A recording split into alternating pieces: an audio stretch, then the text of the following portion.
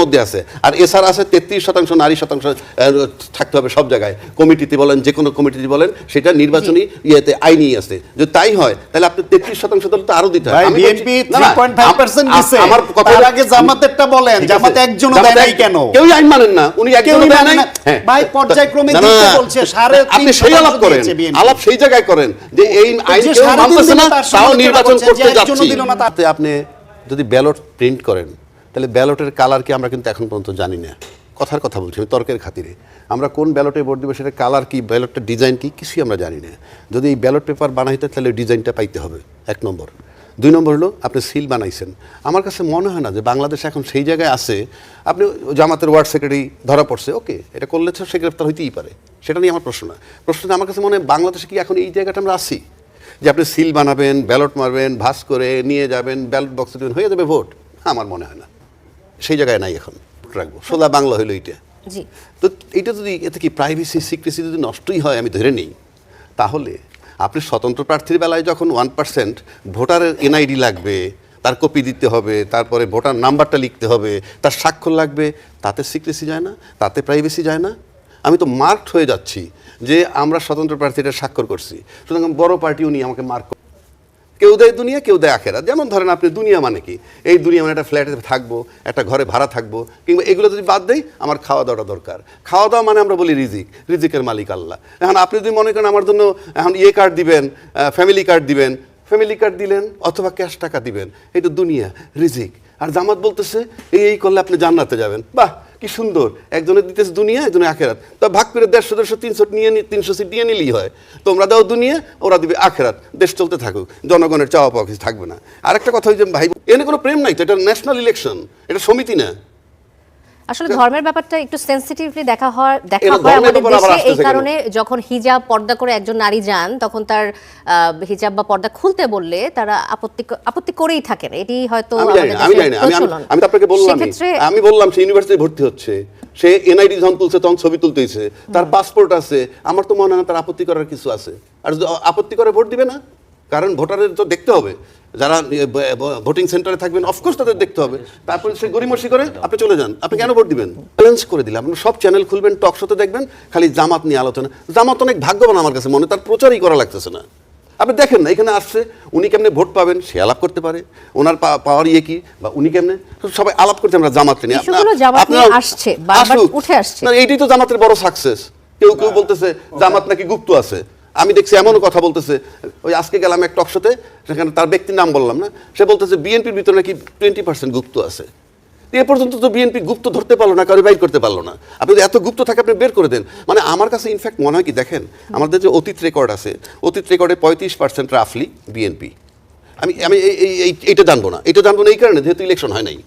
অতীত জরিপে যদি যাই, জামাতের আসে 7 to 8%, লাইক দ্যাট, 7 to 8%। তো 7 to 8% আর 35% যদি আমি সিম্পলি এইখানে থাকি, আপনি বলেন তো ভোট সেন্টার দখল করে ফেলবে, কি জাল জালিয়াতি করবে, সিল ছাপ্প মেরে দেবে, কোথায় 7 জন কোথায় 35 জন, এটা কি গ্রহণযোগ্য? আর এখন আমরা সেই জায়গায় আসি। আপনি ভোট নিবেন, আপনি চেক দেন, আপনি বোরকার জন্য প্রচুর, আমি এটা কিভাবে বলবো ভালো আমার প্রোডাক্ট আপনি কেন নিবেন, আমাকে কেন আপনি ভোট দিবেন? তা না বলে দুই দলকেই দেখছি যে একদল আরেকদলকে আমরা দেখব কেন? আপনি ওদের প্রতিনিধি নিয়ে আসেন। আমরা এই ডিবেটটা আমি ব্যক্তিগতভাবে আমি যেমন মনে করেন, আপনি জামাতের আমির নিয়ে বললো যে জামাতের আমিরের নামে কি উনি নারীদের সম্পর্কে একটা বাজে উক্তি করছে, আমি সব বাদ দিলাম। জামাতের আমির কি এত ঘিলু ছাড়া লোক যে কয়দিন পরে ভোট, উনি কি মনে করেন ওই কথাটা বললে ভোট বাড়বে? এটা বুঝেছে, এটা বললে ভোট বাড়বে, বাড়ানোর জন্য দিছে ভোট। আজগুবি একটা বিষয় বললেন আপনি পরে। আপনারই বলি, জামাতের আমির নিজের ওই আইডি বা নিজের যে এক্স, ওটা নিজে তো স্ট্যাটাস দেয় না, তার হয়ে কেউ। আচ্ছা ঠিক আছে, সেই হওয়ারা যদি এই কাজ করতে করে, ঠিক আছে, যদি তারা কইরা থাকে, শুনেন, তারা কইরা থাকলে একটা জিনিস তো গ্রহণযোগ্য হইতে হবে। তারপরে তার বিরুদ্ধে রাস্তায় মিছিল নামছে, আচ্ছা মিছিলে যারা নামছে আমরা তো চিনি এই দেশের লোকগুলা, তারা যদি জামাতের আমির এই সম্পর্কে এই ঘটনাটা না হইতো, তাও তারা জামাতকে ভোট দিত না। আমি জামাতকে ভোট দিব না ফর এক্সাম্পল, ওই যারা মিছিলে নামছে তারাও ভোট দিবে না। এমন যদি হইতো, তারা এসে যদি বলতো যে আমরা জামাতের ভোটার ছিলাম, কিন্তু এবার আমার জামাতের আমির যা বলছে আমরা আর ভোট দিব না, then it would have been justified. এটা জাস্টিফাইড। কিংবা 5,000 মহিলা যদি বোরকা পরা মহিলা নামতো, সুবহান আল্লাহ সুবহান আল্লাহ, আমরা একদিন কার জামাত করলাম যে স্ট্যাটাস দিছে বোরকা পরে 5,000 লোক নাইমে আমরা তাকে ভোট দিব। আমি নিশ্চিত করে যারা আমি চিনি তো তাদের, মানে চিনি বলতে কারা, এরা কোন কালচারের কোন, এরা কোশ্চেন গেলে আপনিও জামাতকে ভোট দিবেন না, আমি এখানে বসে বলে দিচ্ছি, আপনি জামাতকে ভোট দিবেন না। তো আপনি জামাতকে ভোট দিবেন, যে জামাতকে ভোট দিবে না সে যদি রাস্তায় নেমে মিছিল করে, এটার ব্যবহারটা কি? আর সবচেয়ে বড় কথা হইলো, এত কিছু বলতে হচ্ছে কেন জামাতের ব্যাপারে, এত কিছু কেন বলতে হচ্ছে? জামাত বেহেশতের কার্ড দিবে, এটা আমরা বারবার বলি যে জামাত বারবার প্রসঙ্গ উঠে আসছে, যেমন আমরা আনি কেন, আপনারা আনেন, এই যে সায়ন্ত ভাই আনলো। আচ্ছা, আওয়ামী লীগের ভোট বিএনপির কাছে যাবে বেশি, জামাতের কাছে যাবে একটু কম, এই তো বক্তব্য। জামাতটা কি আওয়ামী লীগ কখনো টলারেট করে? প্রথম আসেন, রাজনৈতিক দলে আদর্শ আছে কিনা? একটা দলেরও রাজনৈতিক কোনো আদর্শ নাই, একটা দলেরও। এই জাতীয় পার্টির যখন আন্দোলন করে ক্ষমতার থেকে নামায় এরশাদকে, তখন 3 দলীয় আন্দোলন হয়েছে একসাথে, জামাত, বিএনপি, আওয়ামী লীগ। এর আওয়ামী লীগ একমাত্র ধারক বাহক, মানে স্বাধীনতার পক্ষের শক্তি। তখন কিন্তু বিএনপি চিৎকার করে নাই আমরা স্বাধীনতার পক্ষের শক্তি, দেখাইতে পারবে না কোনো স্টেটমেন্ট, ওটার মালিক ছিল একমাত্র আওয়ামী লীগ। তার সাথে দুই দলের সাথেই রাজাকার নামের যে জামাত, সেও যোগ দিছে। আমি জামাতে নিব কেন, দরকার নাই তো, আমরা দুইজনে আন্দোলন করলেই তো পারি। এখন বলবে আন্দোলন করার সময় জামাতটা লাগবে, যারা নামাইছেন এরশাদ, সে কি স্বাধীনতা বিরোধী শক্তি ছিল? অফকোর্স নট, এই অভিযোগ তো তার বিরুদ্ধে নাই। তাহলে আপনি স্বাধীনতার বিরোধী শক্তির কাজে লাগাইতেছেন, আন্দোলন করে স্বাধীনতার পক্ষের শক্তির নামাই দিতেছেন। আবার আসেন 2001 সালে, 2001 সালে কি হয়েছে? নির্বাচন করে জামাতের মন্ত্রী বানানো হয়েছে। পাশাপাশি কি হয়েছে? জামাত এবং বিএনপি দুই দল মিলে কারে পরাজিত করছে? আওয়ামী লীগকে। সে কে? স্বাধীনতার পক্ষ শক্তি। স্বাধীনতার পক্ষ শক্তিকে পরাজিত করার জন্য আজকে যিনি স্বাধীনতার পক্ষ শক্তি সাজছেন, তার সাথে রাজাকাররা নিয়ে সেদিন আন্দোলন করছেন। কি আইডিওলজি আছে এইখানে? আদর্শটা কোথায়? এইবার আসেন আওয়ামী লীগের ভোট। আওয়ামী লীগের ভোট বিএনপি লাগবে কেন? এমনি তো বিএনপি 35%, জামাতের আছে 7-8-10%, কথার কথা। আওয়ামী লীগের ভোট লাগবে কেন? কি কারণটা কি? 1, 2, আওয়ামী লীগের কিছু ভোট আবার জামাতের কাছে যাবে কেন? কারণ ওখানে এনসিপিও আছে। যেই এনসিপি অ্যাবসলিউটলি আওয়ামী লীগের শত্রু এই মুহূর্তে, অন্য কোনো সমীকরণ আছে না বলি, অন্য কোনো বলতেছি এই মুহূর্তে একমাত্র নগদ শত্রু তার এনসিপি। তো এনসিপি সেই জোটটায় আছে, সেখানে আওয়ামী লীগের ভোট যাবে? এটা আমার কাছে মস্করা মনে হয়। এটা কেন করতেছে জানেন? আমার কাছে এখান থেকে আমি ইঞ্জিনিয়ারিং গন্ধ পাই। বাজারে অলরেডি কথিত আছে, অনেকেই ভোট দিতে যাবে না। এই সংখ্যাটা দেখালে আপনি ভোট কাস্ট লিস্টে দেখাইতে পারবেন। এই হলো জরিপ। আচ্ছা, আওয়ামী লীগের ভোট কেন দিতে যাবে বিএনপিকে? আওয়ামী লীগ যদি আওয়ামী লীগের ভোট বিএনপিকে দিতে প্রয়োজন নাই তো, আওয়ামী লীগের ভোট যদি বিএনপিকে দেয়, সোনায় সোহাগা। কারণ বিএনপির যথেষ্ট ভোট আছে, তার সাথে আওয়ামী লীগের ভোট যোগ হলে সোনায় সোহাগা। এখন যদি আওয়ামী লীগের সাথে বিএনপির আবার অন্য কোনো আতাত হয়ে থাকে যে তোমরা যদি ক্ষমতায় যাও, ক্ষমতায় তো তারা এমনিই যাবে, সুতরাং ভোট বেশি দিয়ে অন্তত আমাদের বিরুদ্ধে যে দণ্ডমণ্ড হয়েছে এইগুলো তোমরা এক্সিকিউট করো না। এবং আমি ওটা মনে প্রাণে বিশ্বাস করি যে রাজনৈতিক দল যদি বিএনপি ক্ষমতায় যায়, এগুলা এক্সিকিউট হবে না। যে রায়গুলো দিছে সেগুলো এক্সিকিউট হবে বলে আমি বিশ্বাস করি না। কেন বিশ্বাস করি না? আমরা দুই দলের আসামিটা প্রমাণিত, তাদেরটাও এক্সিকিউট হবে না আমি বলতেছি, আমরা বলতে দেন। আমরা দেখতেছি মাঠে এই সব বিষয়ে কোনো আলাপ নাই। একজনকে প্রশ্ন করা হয়েছিল যে আপনারা ক্ষমতায় গেলে চাঁদাবাজি বন্ধ হবে কিনা। স্ট্রেট জবাব আসা উচিত ছিল, আমরা ক্ষমতায় গেলে ফ্রম ডে 1 চাঁদাবাজি বন্ধ হবে। এই রিপ্লে আসে নাই। আসছে কি? ক্ষমতায় গেলে সরকার থেকে বার্তা যাবে, এবং সরকার থেকে বার্তা গেলেই 20-30% কমে যাবে। এটা কি উত্তর হইল? মানে আমি বলতে চাচ্ছি, আপনি করেন কি না করেন, জনগণ সহজ জনগণ শুনতে চায় কি ফ্রম ডে 1 চাঁদাবাজি বন্ধ হবে। আমরা কি এখন পর্যন্ত শুনেছি যে দায়িত্বশীল মানুষের মতো বিডিআর হত্যার বিচার হবে, এবং গুম খুনের বিচার হবে, ক্রস ফায়ারের বিচার হবে, আয়নাঘরের বিচার হবে, শাপলা চত্বরের বিচার হবে, তারপরেই আসবে ইকোনমিক পলিসি কী হবে, রাষ্ট্রীয় ফরেন পলিসি কী হবে, শিক্ষানীতি কী হবে? আমরা আছি, জামাত কী কইলো, বিএনপি কী কইলো, এইগুলো দিয়ে আপনি একজন বেহেশত দিবেন আর একজন ফ্যামিলি কার্ড দিয়ে আপনি ভোট নিয়ে যাবেন। কিংবা আপনি যখন বলতেছেন, আমার খুব কষ্ট হয় যে আমরা যদি একটু পিছিয়ে যাই তাহলে কি দাঁড়ায়? আজকে যে বক্তব্যগুলো আসতেছে আমাদের সামনে, এই বক্তব্য কি জনগণের ভাগ্য উন্নয়নের কোনো বক্তব্য আছে? জামাত বলতেছে বেহেশত দিবেন, ওনারা বলতেছেন ফ্যামিলি কার্ড দিবেন, আবার বলতেছেন 50 কোটি গাছ লাগাবেন। জনগণের ভাগ্যের কি হবে? 50 কোটি গাছ লাগাইলেন আপনি, তর্কের খাতিরে বললাম, হবে কি আমার তাতে? 20,000 কিলোমিটার খাল খনন করবেন, সেটাও অবিশ্বাস্য। 20,000 কিলোমিটার খাল খনন 5 বছরে মানে দৈনিক 11 কিলোমিটার, 50 কোটি গাছ লাগানো মানে দৈনিক 2,73,000 গাছ। বুঝলাম, আপনি তর্কে ধরে নিলাম, প্রোগ্রাম ভালো, সবকিছু ভালো, জনগণের কি হবে এটা দিয়ে? জি, ভাগ্যের ধন্যবাদ উন্নয়ন আবু কি হেনা হবে? রাজ্জাক। এই সেই প্রশ্নের উত্তরটা কথাগুলো আমরা বলে। সে কেন করবে? কোনো কারণ ছাড়াই করেছে এটা মনে হয়? নিশ্চয়ই কোনো কারণ আছে। তাহলে একজন রাজনৈতিক দলের নেতা তিনি এই যে নকল সিল, নকল ব্যালট যে বানাবেন, কতখানি ঝুঁকি নিলেন কোন লাভে বা লোভের আশায়? সে লাভ এবং লোভ হচ্ছে তারা দীর্ঘদিন ধরে জান্নাতি টিকিট বিক্রি করে সম্ভবত এর ক্রেতা খুব বেশি পাচ্ছে না, তার উপর ভরসা করতে পারছে না। কারণ 3-4 সিট পাওয়া, এককভাবে ইলেকশন করলে 3-4 সিট পাওয়া একটা দল, আর জোটে থাকলে সর্বোচ্চ 17-18টা সিট পাওয়া দল। তাদের এমন কিছু ঘটে যায় নাই এইবার যে তারা নির্বাচিত হয়ে মানে প্রধান বিরোধী দল হওয়ার ধারে কাছে আসতে পারতো না মানে নতুন যদি কি কোনো কৌশল তারা যোগ করতে চাচ্ছে। সেই ক্ষেত্রে তারা এমন একটা আবহ তৈরি করছে যে অ্যাজির তারা মন্ত্রী পরিষদ গঠন করে ফেলছে। এই আবহটা আগে ভাগে কেন তৈরি করলো, এই হাইপটা কেন তুললো? কারণ তাদের এরকম অনেক নিশ্চয়ই ডিজাইন আসছে যে কারণে লক্ষ লক্ষ নতুন বোরকা তৈরি হয়েছে, বোরকার কাপড় আমদানি হয়েছে, সে বিভিন্ন পরিসংখ্যান তাই আসছে এখন। বোরকার দুই ধরনের ব্যবহার, দুজন আমাদের দুই ধরনের ব্যবহার। এই বোরকা রাজনীতির দুইটা ব্যবহারটা কি আসলে বলি, সেটাই বলছি। বোরকা রাজনীতির দুইটা দিক আছে। একটা দিক হচ্ছে সেটা একটু লঘু পাপ বলতে পারেন আপনি, খুচরা পাপ। সেটা হচ্ছে গিয়ে প্রান্তিক নারীদের কাছে যারা সবসময় ধর্মীয় কারণেই বোরকা পরেন, তার একটা বোরকা আছে সেটা পুরনো হয়ে গেছে বা একটু নষ্ট হয়ে গেছে, তাকে যদি গিয়ে একটা বোরকা গিফট করা হয়, বই না আপনারে দিলাম, সে খুশি হয়ে যায়। তারপর তার সঙ্গে একটা সম্পর্ক তৈরি, আমাদের একটা ভোট দিয়েন। এরকম করছে গ্রামে গঞ্জে, কোথাও কোথাও আবার এটা করছে যে বাচ্চাটাকে কোলে নিচ্ছে, একটু চিপস দিচ্ছে, চকলেট দিচ্ছে, তার বই না আমাদের ভোটটা দিবেন, কিন্তু এইবার কিন্তু আমাদের মার্কা, হ্যাঁ, আল্লাহর পথে। তারপরে সে বলল, কেউ তো মুখের উপর না করে না, দিব না, হ্যাঁ দিব। বাচ্চাটার মাথায় হাত দিয়ে নাকি কিরা কাটায় যে কথা দিলেন কিন্তু। এই প্রক্রিয়া ওইখানে বোরকার একরকম ব্যবহার, উপঢৌকন হিসেবে ভোট কেনবার জন্য। আর এক রকম ব্যবহার যেটা ধারণা আশঙ্কা করা হয়, এটা সত্য হবে কিনা সেটা ইলেকশনের দিন আমরা বুঝতে পারবো যে কেমন অভিযোগ এরকম আসে। সেটা হচ্ছে তাদের দলীয় কর্মী বাহিনী তারা বোরকা পরে জাল ভোট দেওয়ার জন্য এই কাজটা করবে বোরকা পরে।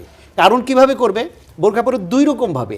এক হচ্ছে একই জন একাধিকবার ভোট দেওয়া, অতীতে বোরকা ছাড়া নর্মালরাই একাধিকবার ভোট দিয়ে ওই যে কালি মুছে আবার গিয়ে এই কারবার করেছে, এই অমোচনীয় কালিও মোছা যায়, সেই কারবার করেছে। আর সেইখানে যদি বোরকা পরে হয় তাহলে তাকে যাচাই বাছাই করাটা সময় সাপেক্ষ, এবং ওইখানে যদি তাদের প্রবল একটা আবহ তৈরি করে যে তারা সংখ্যায় বেশি, তার একটা প্রভাব বিস্তারকারী সংঘবদ্ধ শক্তি, তাহলে অনেকে বাধা দিতেও সাহস পায় না।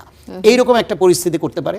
আর একটা হচ্ছে এই বোরকার আড়ালে তারা বাইরে থেকে এই যে সিল বানিয়েছে, নকল ব্যালট বানাবে, এইখানে সিল দিয়ে এই বোরকার আড়ালে নিয়ে যাওয়া তুলনামূলকভাবে সহজ। সে নিয়ে গিয়ে তার নিজের ভোটটার সঙ্গে আরও 50টা 100টা ভোট ওই বাক্সে সে ফেলে আসবে। কি করবেন আপনি? এত যত সহজে রাজ্জাকি ভাই বলতে পারেন যে না হলে ঢুকতে দেবে না, চেহারা দেখাবে, মানে এত যে যত সহজ বলেন, তাহলে বাংলাদেশে যে বছরের পর বছর নির্বাচনে বিভিন্ন রকমের জাল ভোট হয়ে আসছে, কিভাবে হয়েছে? আজকেও আমার কাছে একাধিক ভিডিও ফুটেজ আসছে, এখনো পর্যন্ত জামাতের এই বোরকা পরিহিত নারীরা গিয়ে এনআইডি নাম্বার চাচ্ছে, তাদেরকে চ্যালেঞ্জ করছে যখন যে কেন আপনি এই নাম্বার কেন নেবেন, কেন চাইলেন এইটা। তারপর যখন ভিডিও করছে ঘুরে যাচ্ছে যে আপনি মোবাইল রাখেন, তাহলে না আপনার কথা বলতে হবে, কথা না বলে ঘুরে চলে যাচ্ছে। এখন এইটা নিয়েই আবার এই যে ঘুরে চলে যাবে, আবার অভিযোগ করবে আমাদের নারীদের হেনস্থা করেছে। তাদের মনে প্রাণে হচ্ছে কি এবার যে কোনো উপায়ে জিততে হবে, নামে ইসলাম নিয়েছে, দলের নামের মধ্যে ইসলাম নিয়েছে, নারীদের হেনস্থা করছে, নারীদের নিয়ে বাজে শব্দ বলছে, সেনাবাহিনীর সদস্যদের নিয়ে বা বাহিনীকে বাজে শব্দ বলছে। আবারও আসছে আপনার কাছে আবু হেনা রাজ্জাকি, আপনার কাছে আসতে চাই যে আপনি এই ব্যাপারে কিছু যোগ করতে চান কিনা, যে কথাগুলো বলছিলেন এটার ভিত্তি কি?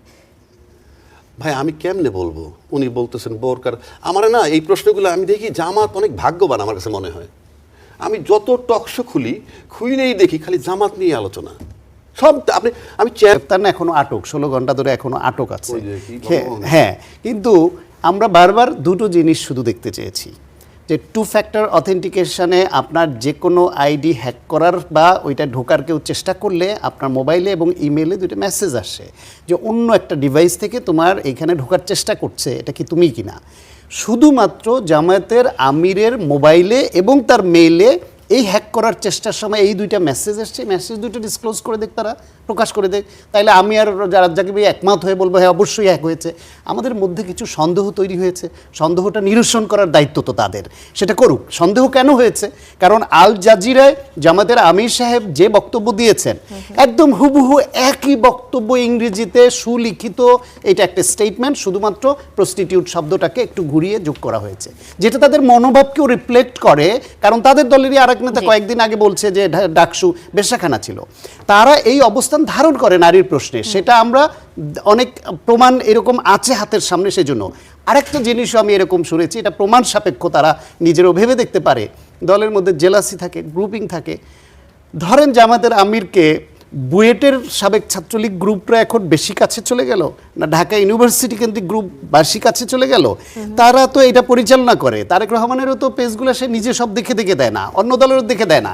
সেই ক্ষেত্রে ওই জেলাসি বা ওইটা থেকে দলের নেতার মনোভাব ধারণ করে কেউ না কেউ দিয়েছে, দেওয়ার পরে এখন তারা এইরকম করছে। আপনি দেখেন যে ঢাকা 17 আসনের যে ডাক্তার খালিদুজ্জামান, উনি যে ভাষা ব্যবহার করলেন, এটা কোনো ভদ্রলোকের পক্ষে এই ভাষা ব্যবহার সম্ভব? কিংবা জামাতের আমির চট্টগ্রামে অলি আহমেদকে পাশে পেয়ে একজন খেতাবপ্রাপ্ত মুক্তিযোদ্ধাকে পেয়েছে, সঙ্গে সঙ্গে সে মুক্তিযুদ্ধ বিরোধী একটা দলের নেতা, সে হয়ে গেল ইতিহাস রচয়িতা মুক্তিযুদ্ধের, বলে উই রিপোর্ট বলে বিদ্রোহ করেছে অলি আহমেদ। আমরা বিভিন্ন জায়গায় দেখছি যে চাঁদাবাজির অভিযোগগুলো আসছে, তো এই যে চাঁদাবাজির অভিযোগ ঘোচাতে আসলে বিএনপিকে কতটা পদক্ষেপ নিতে হবে বলে আপনার মনে হয়?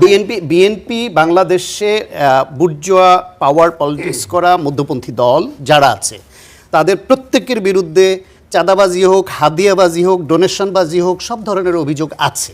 তার মধ্যে বিএনপি বড় দল। সাম্প্রতিককালে তাদের বিরুদ্ধে আওয়ামী লীগ হলো পতিত পলাতক, বড় দল, এবং তাদের চেইন অফ কমান্ড ওই ধর্মভিত্তিক রাজনৈতিক দলের মতো না। তাদের বিরুদ্ধে অভিযোগ আছে বলেই হাজার হাজার নেতাকর্মীর বিরুদ্ধে নানান কারণে ব্যবস্থা নিয়েছে, বহিষ্কার করেছে, শাস্তিমূলক ব্যবস্থা নিয়েছে। বিএনপি চেষ্টা করছে, বিএনপি কোনোদিন অস্বীকার করেনি যে তার দলে একজনও চাঁদাবাজ আছে, কিন্তু ব্যবস্থা নিচ্ছে। আবারও ফিরবো আপনার কাছে, আমি এবার আসতে চাই রাজিকুজ্জামান রতন আপনার কাছে।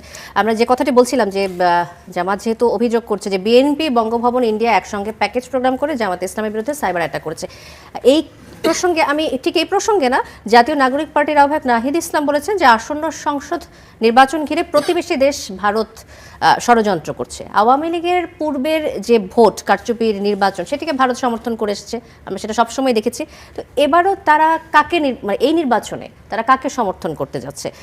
এবার কি বিএনপির পক্ষে যাবে ভারতের সমর্থন, নাকি অন্য কোনো দলের দিকে? কি মনে হচ্ছে আপনার? ভারতের সঙ্গে তো কন্টেস্টিং দল হিসেবে যারা নিজেদেরকে দাবি করেন তারা সবাই যোগাযোগ করেছেন, এবং জামাতের একজন তো বলেছেন যে আমরা দেখা করেছি কিন্তু এ ব্যাপারে কিছু বলবো না আমরা, ঠিক যেমন জাতীয় পার্টি একসময় বলেছিলেন। হ্যাঁ হ্যাঁ, যেমন বলছেন। তো ফলে এটা আমাদের জন্য একটু লজ্জার, একটু উদ্বেগের, কিন্তু খেয়াল রাখতে হবে বিশ্ব রাজনৈতিক পরিস্থিতিতে এগুলো ঘটে। এখন আমেরিকার ইলেকশনেও আমেরিকা দাবি করে যে পুতিন নাকি নির্বাচনের প্রভাব বিস্তার করেছে। তো এইরকম সবসময় স্কেপগোট তো কাউকে না কাউকে বলা হয়। দেশের জনগণের সমস্যাটা কি, তাদের সমস্যার সমাধানের ক্ষেত্রে আমাদের উদ্যোগটা কি হবে, আমাদের কৃষিনীতিটা কেমন হবে? 2 দিন আগে তো আমরা ঢাকা না দিল্লি এই স্লোগানে উত্তাল করে তুললাম, তাই না? তারপরে এই অন্তর্বর্তীকালীন সরকারের সময় ভারতের কাছ থেকে তো সবচেয়ে বেশি পণ্য আমদানি করা হয়েছে, এমনকি ভরা মৌসুমে চাল আমদানি পর্যন্ত করা হচ্ছে, পেঁয়াজ আমদানি করা হচ্ছে, তেল আমদানি করা হচ্ছে, আর জ্বালানি তেলও ভারতের কাছ থেকে কেনা হবে, বিদ্যুৎ তো 2800 মেগাওয়াট কেনা হচ্ছেই ভারতের কাছ থেকে। ফলে এই যে একটা রাজনৈতিক স্লোগান তুলে ফেলা হয়, সেটা কি রাজনৈতিকভাবে বিভক্ত করো, অর্থনৈতিকভাবে সম্পর্ক রাখো, এই পরিস্থিতিটা যখন হয়। আরেকটা জিনিস খেয়াল করতে হবে যে প্রতিবেশী যখন থাকে, প্রতিবেশী যদি বড় প্রতিবেশী হয় তাহলে খুব সতর্ক থাকতে হয় ছোট দেশগুলোকে। যেমন করে কানাডার ট্রুডো বলেছিলেন যে আমেরিকার পাশে থাকা মানে হচ্ছে হাতির পাশে ঘুমানোর মতো, সে যদি একবার গড়িয়ে পড়ে আমার দিকে তাহলেই অবস্থা খারাপ। ফলে আমাদেরকেও, আমার 3 দিকে ঘিরে আছে ভারত, ফলে আমাদেরকে খুব সতর্ক পদক্ষেপ রাখতে হবে।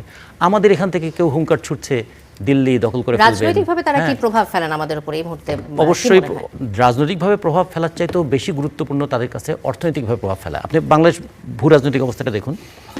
বাংলাদেশের ব্যবসা বাণিজ্য একসময় ছিল ভারতের সঙ্গে সবচেয়ে বেশি বাণিজ্য ঘাটতি, এখন বাণিজ্য ঘাটতি কিন্তু চীনের সঙ্গে অনেক বেশি। কারণ চীনের সঙ্গে বাণিজ্য হচ্ছে আমাদের $25 বিলিয়ন, ভারতের সঙ্গে বাণিজ্য হচ্ছে আমাদের $15 থেকে $16 বিলিয়ন। আমেরিকার সঙ্গে বাণিজ্য আমাদের $10 বিলিয়ন, কিন্তু এখানে আবার পার্থক্য আছে। আমেরিকাতে আমরা রপ্তানি করি বেশি, আমদানি থেকে আমদানি করি কম, কিন্তু এইটা আবার ঘাটতি পোষণের জন্য যে 35 সাল পর্যন্ত এখন আমেরিকার কাছ থেকে আমরা বিমান কিনবো, আমেরিকার কাছ থেকে আমরা যুদ্ধজাহাজ কিনবো। এই মুহূর্তে আমি পেঁয়াজ উৎপাদন করতে পারছি না, আমি কিন্তু হেলিকপ্টার কিনছি এই অন্তর্বর্তীকালীন সরকারের সময়। তাহলে আমার কোন দিকে আমার থার্ড সেক্টর হওয়া উচিত ছিল? কৃষিতে, আমার শিক্ষায়, আমার স্বাস্থ্যে, নাকি হেলিকপ্টার? রাজাকুজ্জামান রতন, আমি আপনার কাছে আরেকটি বিষয় নিয়ে আসতে চাই যে সম্প্রতি একটি জরিপ হয়েছে, আপনারা নিশ্চয়ই ইতিমধ্যে জেনে গেছেন, যে communication and research foundation CRF এবং Bangladesh election and public opinion স্টাডিজের জরিপ অনুযায়ী জামাত 29.9% এবং 6.5% এনসিপি, জামাত জোট, তার মানে বলা যায় যে 36%, এবং বিএনপি পাচ্ছে 48%। এই জরিপ অনুযায়ী ত্রয়োদশ জাতীয় সংসদ নির্বাচনে এমন অবস্থান দুই দলের। তো কিছু মহল বামপন্থীদের আওয়ামী দোসর ট্যাগ দেয়। তো 5 আগস্টের পর এর মাত্রা অনেকখানি বেড়ে গেছে বলা যায়। তো আওয়ামী লীগ সমর্থকদের ভোট আপনাদের বাম দলগুলোর দিকে আসলো না কেন? মানে অনেকেই বলছে যে আওয়ামী লীগের ভোটগুলো ভাগ হয়ে গিয়ে এই দুই দলের দিকে চলে গেছে। আমি আমাদের ভাগ হওয়ার বিষয়টা বলছি। বামপন্থীদের ট্র্যাজেডি কি জানেন? রাষ্ট্র ক্ষমতায় যারা থাকে বামপন্থীরা তাদেরকে দায়িত্বশীল মনে করে তাদের সমালোচনা করে, আর যখনই সমালোচনা করে তখন জবাবটা দিতে না পেরে তাদেরকে আবার প্রতিপক্ষের দোষর বানিয়ে ফেলে। যখন আমরা বিএনপির সমালোচনা করবো, বিএনপি বলবে আমরা আওয়ামী লীগের দোষর। যখন আওয়ামী লীগের সমালোচনা করবো, আওয়ামী লীগ বলবে বিএনপির দোষর। এই আওয়ামী লীগ আমাদেরকে বামাতি বলেছে না? আচ্ছা, তাহলে তারা এটা বলেছে। এখন আর যদি এই জামাত ইসলাম ইয়ে করি তাহলে তো আমাদেরকে ধর্ম বিদ্বেষী বানিয়ে ফেলবে। ফলে আমাদের যখনই আমরা কৃষকের কথা বলবো, যখনই আমরা শ্রমিকের কথা বলবো, যখন আমরা গণতান্ত্রিক অধিকারের কথা বলবো, যখন মানবিক মর্যাদার কথা বলবো, যখন আমরা নিপীড়নের বিরুদ্ধে কথা বলবো, তখন যেহেতু সেটা যুক্তি করতে পারবে না, কোনো না কোনো একটা ট্যাগ তো তাকে দিতে হবে। ফলে আমাদের কপালে এই ট্যাগটাই জোটে। ফলে এই ট্যাগটা এখন জুটছে। এবার দেখুন, আমাদেরকে যে বলা হলো না আওয়ামী দোসর, কিন্তু আওয়ামী লীগরা আবার যদি ভোট দেয় বিএনপিকে, তাহলে আওয়ামী লীগ কার দোসর? তাহলে বিষয়টাই অন্যরকম।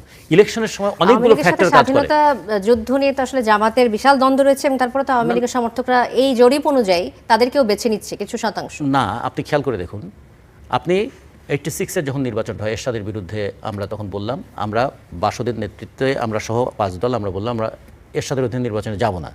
বিএনপি 7 দল, তারা বললে এরশাদের অধীনে কোনো নির্বাচনে যাবে না। সেই সময় আওয়ামী লীগ নির্বাচনে গিয়েছিল এবং জামাত নির্বাচনে গিয়েছিল। ইতিহাসটা মনে রাখতে হবে। এবং তারা সেই সময় এরশাদকে বৈধতা দেওয়ার ক্ষেত্রে সেই নির্বাচনটা 86-এর নির্বাচন গুরুত্বপূর্ণ ভূমিকা পালন করেছিল। 1 2 নম্বর, 1996 সালে নির্বাচনের আগে 1994 সালে সালটা মনে রাখতে হবে, যখন যুদ্ধাপরাধীদের বিচারের দাবিতে উত্তাল আন্দোলন হচ্ছে, তারই একটা পর্যায়ে জামাত ইসলামের সঙ্গে আওয়ামী লীগের বৈঠক হয়েছে। মতিউর রহমান নিজামী এবং শেখ হাসিনা বৈঠক করে তারা কৌশলগত ঐক্য করেছিলেন বিএনপির বিরুদ্ধে 1994 সালে, এবং তার প্রেক্ষিতে আবার 96 সালে প্রথমে ফেব্রুয়ারির ভোট, তারপরে জুনের ভোটটা হয়। তাহলে আওয়ামী লীগের সঙ্গে জামাতের মানে কৌশলগত ঐক্য করতে কোনো সমস্যা হয়নি, কারণ সবসময় যখন ফ্যাক্টরটা হয় গদিটা দখল করা, বিএনপিও বন্ধু হিসেবে খুঁজে নিয়েছে জামাতকে, আওয়ামী লীগও মিত্র হিসেবে খুঁজে নিয়েছে জামাতকে, এবং জামাত দুই দিক থেকেই সুবিধাটা নিয়েছে। এবং জামাতের যে জিনিসটা, আমি আসলে জামাতের আলোচনা করাটা আমার তো দায়িত্ব না, আমি তো বাসদ করি, কিন্তু ওরা একসময় বলেছিল 91 সালে যখন তারা বিএনপির সঙ্গে গেল, তখন তারা বলেছিলেন আমরা বড় শয়তানকে ঠেকাবার জন্য ছোট শয়তানের সঙ্গে জোট করেছি।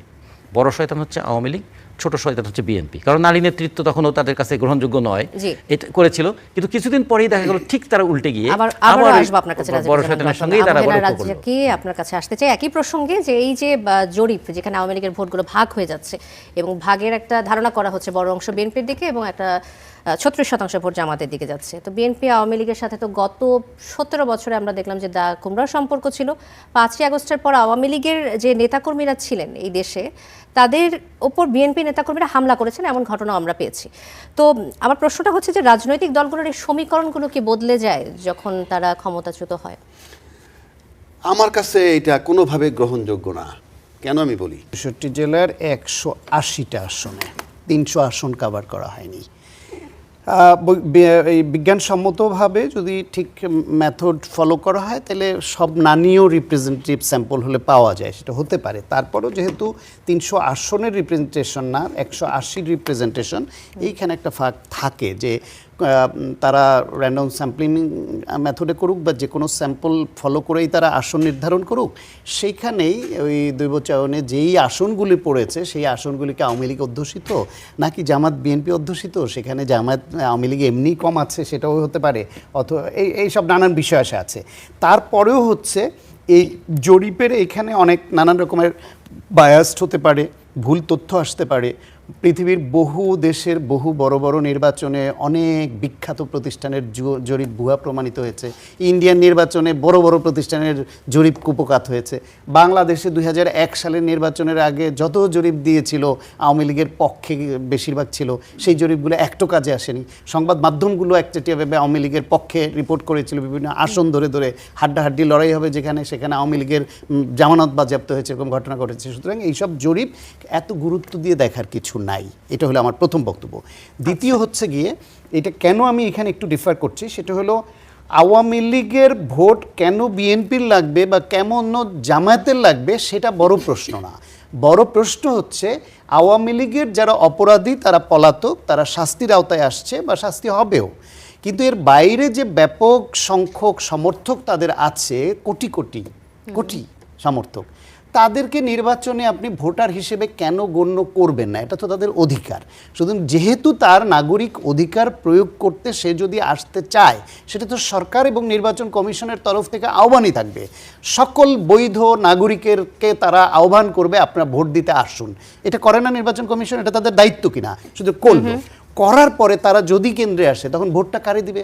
ভোটটা দিতে গেলে আমার ধারণা আওয়ামী লীগ কতগুলো বিষয় বিবেচনায় নিবে। এক হচ্ছে আওয়ামী লীগের সমর্থকরা, আওয়ামী লীগের সমর্থকরা, রাইট, তার ইন্ডিভিজুয়ালি ওই সমর্থক। আওয়ামী লীগের শীর্ষ পর্যায়ের নেতা বা বিভিন্ন রকম ধান্দাবাজ লুটেরাতন্ত্র কায়েমকারী যেসব নেতা, তারা মুক্তিযুদ্ধের চেতনাকে বাণিজ্যে পরিণত করে একেবারে ফালতু বানিয়ে ফেলেছে। কিন্তু আওয়ামী লীগের অনেক সমর্থক আছে, অনেক লেভেলে বহু সংখ্যক আছে যারা সত্যি সত্যি ব্যক্তিগতভাবে মুক্তিযুদ্ধের চেতনা ধারণ করে। যে মানুষ মুক্তিযুদ্ধের চেতনা ন্যূনতম ধারণ করে, সে তো মুক্তিযুদ্ধের গণহত্যাকারী, গণধর্ষণকারী, এই দেশের বিরোধিতাকারী, জন্মের বিরোধিতাকারী একটা শক্তির বা মার্কায় তার সিল পড়বে, এটা অসম্ভব, হইতেই পারে না। যে দল নারীর প্রশ্নে জামাতের যেই পজিশন, এই পজিশনকে আওয়ামী লীগ এবং তাদের নারী সমর্থকরা কোনোভাবে গ্রহণ করতে পারে, এটা আমার বিশ্বাস হয় না। ফলে বাংলাদেশে জামায়াত যদি নির্বাচিত হয়, যারা, তারা উপরে যত যা কিছুই বলুক, আজকে ইস্তেহারও দেখবেন তারা সেই 47কে 71কে 24কে এক পাল্লায় নিয়ে আসে। আমরা বুঝতে পেরেছি। 71কে কোনো পাল্লায় তো মাপা যাবে না। আরেকটি বিষয় আনতে চাই, যেটা নিয়ে কথা বলছিলেন আবু হেনা রাজ্জাকি, যে আমাদের দেশে এই যে বড় বড় দুই রাজনৈতিক দল, তারা কেন মানুষের ভাগ্য উন্নয়ন নিয়ে কথা বলেন না? আমি বিএনপির কথা যদি আসি, কৃষক কার্ডের কথা বলছে, ফ্যামিলি কার্ডের কথা বলছে, এগুলো আসলে আমি আপনাকে একটা পাল্টা প্রশ্নটা শেষ করি, প্রশ্নটা একটু শেষ করি। কৃষক কার্ড, ফ্যামিলি কার্ড, যেগুলোর কথা বলা হচ্ছে জনগণকে দেওয়া হবে, না না অবশ্যই, কিন্তু কর্মসংস্থানের ব্যবস্থা করাটা কি বেশি জরুরি না? যে অনেক কর্মসংস্থানের ব্যবস্থা হবে, যে এই কার্ডের প্রয়োজনই হবে। আমি আপনাকে বলছি, বিএনপি, জামায়াত বা বিভিন্ন রাজনৈতিক দল ইস্তেহারে যা কিছু বলেছে, আপনি প্র্যাকটিক্যালি পারবে কিনা, কতদিনে পারবে, বা যা প্রতিশ্রুতি দিচ্ছে সেটা পালন করবে কিনা, নাকি অতীতের মতো বরখেলাপ করবে কথার, সেই সমালোচনা করা যেতে পারে। কিন্তু প্রত্যেকটা পয়েন্ট ধরে দেখেন, সব তো মানুষের জন্যই, গরু ছাগলের জন্য, বান্দর কুকুরের জন্য না, পশুর জন্য আছে, তাদের অধিকার রক্ষার অঙ্গীকারও আছে। কিন্তু এই যে বেকার ভাতা কাদের জন্য দেওয়া হচ্ছে, বেকার ভাতাটার হলো সেকেন্ডারি, প্রাইমারি হলো তাদের জন্য কর্মক্ষেত্র তৈরি করা, চাকরির ব্যবস্থা করা, শিক্ষার মানোন্নয়ন করা, এই সব প্রতিশ্রুতি আছে। আপনি এখন বক্তৃতায়ও অনেকে বলছে, হয়তো রাজ্জাকিবের কান পর্যন্ত পৌঁছাচ্ছে না, কিন্তু বক্তব্য প্রতিদিন দেয়া হচ্ছে, দিচ্ছে। আমি নিজে বিএনপির পদধারী না, কিন্তু আমি বিএনপির সমর্থিত হিসেবে আমি নিজে অন্তত 50টা টকশোতে ইতিমধ্যে এই কথাগুলো বলেছি, কিন্তু রাজ্জাকিবের সঙ্গে বসে বললেও তার কানে পৌঁছায় না। আমি কি করব? হ্যাঁ, হচ্ছে বিএনপির পক্ষ থেকে যা যা প্রতিশ্রুতি দেওয়া হচ্ছে, বেকার ভাতা, কর্মসংস্থান, তাদের যে এই যে আপনার হেলথ কার্ড, এই যে ফ্যামিলি কার্ড, এই যে কৃষক কার্ড, এগুলি কি মানুষের ভাগ্য উন্নয়নের জন্য? প্লাস হচ্ছে গিয়া জামায়াত এবং বিএনপি দুইটা দল দুর্নীতি দমনে অঙ্গীকার করছে, তারা সুশাসন দেওয়ার অঙ্গীকার করছে, তারা যে সংস্কারের যে অঙ্গীকার করেছে, যেগুলো একমত হয়েছে, সেগুলা প্রতিপালন করবে সে অঙ্গীকার করছে। এগুলো কি মানুষের জন্য না? তারা তত্ত্বাবধায়ক সরকার ব্যবস্থা একমত হয়েছে মানুষের ভোটের অধিকার যাতে আবার লুণ্ঠিত না হয়, এটি কি মানুষের জন্য না? ফলে তারা পালন করবে কিনা সে বিষয়ে আমাদের তীক্ষ্ণ নজর রাখতে হবে, চাপ প্রয়োগ করতে হবে, বাধ্য করতে হবে, যাতে যারা যা প্রতিশ্রুতি দেয় তারা নির্বাচিত হয়ে আসলে এটা যেন করে। কিন্তু যা প্রতিশ্রুতি দিচ্ছে তার কোনটা মানুষের জন্য না, কোনটা দেশের জন্য? কোনো মতামত না, উনি 12 তারিখ পর্যন্ত আসেন হিসাবে, বা 13 তারিখ বা 15 তারিখ উনি চলে যাবেন। এর ভিতরে যদি এটা চান না দেয়, উনি মামলা করে সবগুলো জেলে ঢুকিয়ে দেখ, সহজ কথা। নির্বাচনের বাকি আর মাত্র কয়েকটা দিন, আমি সেটাই তো বলতেছি, আসলে কি আসছে কিনা আমার কাছে মনে হয় না এগুলো আসবে বলে, আমার কাছে মনে হয় না। কারণ আপনি এখন আইসা আইডিয়া, এগুলো আমার কাছে মনে হয় যে জাস্ট আই ওয়াশ। আমি সায়ন্ত ভাই কথা বলছে যেটা মানুষের জন্য, অফকোর্স আপনি আপনার ফ্যামিলিতে একটা বাজেট করবেন কিভাবে, আপনাকে বলতে হবে আমার টাকা কোত্থেকে আসবে, তারপর আমার এই বাজেট। আপনি আসবে কথা বলা আপনার জন্য ম্যান্ডেটরি, বাধ্যতামূলক। কারণ উদ্যোগ ভালো, আপনি কার্ড দিবেন, আই ডু অ্যাপ্রিসিয়েট। আপনি স্বাস্থ্য কার্ড দিবেন, অ্যাপ্রিসিয়েট। সুদবিহীন ঋণ দিবেন, প্রশংসা করি। সোর্স কি, সোর্স না বললে ইউজলেস। গ্রামের লোক বুঝবে না, গ্রামের লোকের কাছে শব্দটা যাবে আমি দিব। আমাদেরকে তো চিন্তা করতে হবে, 10,000 কোটি টাকা মান্থলি লাগবে, 10,000 crore টাকা মান্থলি লাগবে ফ্যামিলি কার্ডে। বৎসরে লাগবে কত, আপনাকে ডিসক্লোজ করতে হবে যে আপনার সোর্সটা কি। আপনার সোর্স কি, ভ্যাট, ট্যাক্স একটু ইম্পোজ করতে পারবেন না, কারণ আপনার ব্যবসায়ী অলিগার্ক যারা, তাদের কাছে অলরেডি জিম্মি। আমরা দেখতেছি তো, মিডিয়া, আমলা এবং ব্যবসায়ী অলিগার্ক, এই তিনজনের কাছে রাজনীতিবিদরা জিম্মি। আমরা কাউকে কিছু করতে পারি নাই। এস আলম যে সমস্ত লুটতরাজ করার পর আওয়ামী লীগের সময় যেভাবে ছিল, এখনও সে আনটাচ। তার সমস্ত সম্পত্তি একদম খুব সেফ রয়ে গেছে, শুধু উনি নাই। তার মানে হচ্ছে কি, আপনাকে এটা বলতে হবে, তা না হলে এটা গ্রহণযোগ্য না। এইটা কি আপনি এইটা বললে আপনি ভোট পেয়ে যাবেন, ভোট ক্যাচিং হয়ে যাবে, আমার কাছে তো মনে হয় না। আপনাকে তো সোর্সটা, আপনার ফ্যামিলি বাজেট কিভাবে করেন, আপনার মান্থলি বেতন কত, আপনি ফ্যামিলি বাজেটটা কিভাবে করবেন, এটা আমাদের জানা দরকার আছে। আরো যে বিষয়গুলো আলাপ করা দরকার, ঋণ খেলাপি দ্বৈত নাগরিকের যার বিরুদ্ধে মামলা হয়েছে, পাইছে, বা কেউ পাইছে কেউ পায় না, ভিন্ন কথা, এখনো রয়েছে, সেটা নিয়ে আলাপ হয় না। নারী শতাংশ 5% করে দেওয়ার কথা বিএনপি বলেন, জামাত বলেন, জামাত নাকি একজনও দেয় নাই, বিএনপি, এইগুলো আলাপ হওয়া দরকার। সেটা বলছি। আইনজীবী একটা তথ্য হয়তো ক্লিয়ার না, সেজন্য বলছেন এটা আরপিও না। আচ্ছা ঠিক আছে, 5% এটা আপনি সংস্কার বাজেটের কমিশন বিষয়ে থেকে যদি বলেন যে বলি, এই এটা একটু প্রসঙ্গটি ক্লিয়ার করে তুলেছেন। নিই, না হলে মানুষ ভুল বুঝবে। সংস্কার কমিটি এটা বলছি তো। আরপিও না, বাধ্যতামূলক না, 5% ওটা সংস্কার কমিশন, এটা ওই সংস্কারের মধ্যে বলছে আচ্ছা। 5% রাখতে হবে। তাহলে এটা এখনো একটু দিয়ে- পাস হয় নাই। না, না, একটু করে দিই। তারপরে পরে বুঝে যাবো। সেখানে আমরা একটু শেষ ওইখানে করতে নোট অফ ডিসেন্ট দিয়েছিল আবার জামাত। বিএনপি নোট অফ ডিসেন্ট নিয়ে আলাপ হয়, শুধু জামাতেরটা নিয়ে আলাপ হয় না। এবং জামাত একজনও দেয় নাই। আমার ভাই নাকি বলে এত খোঁজ খবর রাখা লোক, একজনও দেয় নাই, একজনও দেয় নাই। আবার এনসিপিতে অনেক প্রমিজিং নারী নেতৃত্ব উঠে আসছিল, তারা জামাতের খপ্পরে পড়ে, তাদেরও 2টা আছে নাম কস্তে, ওটা না থাকার মতো।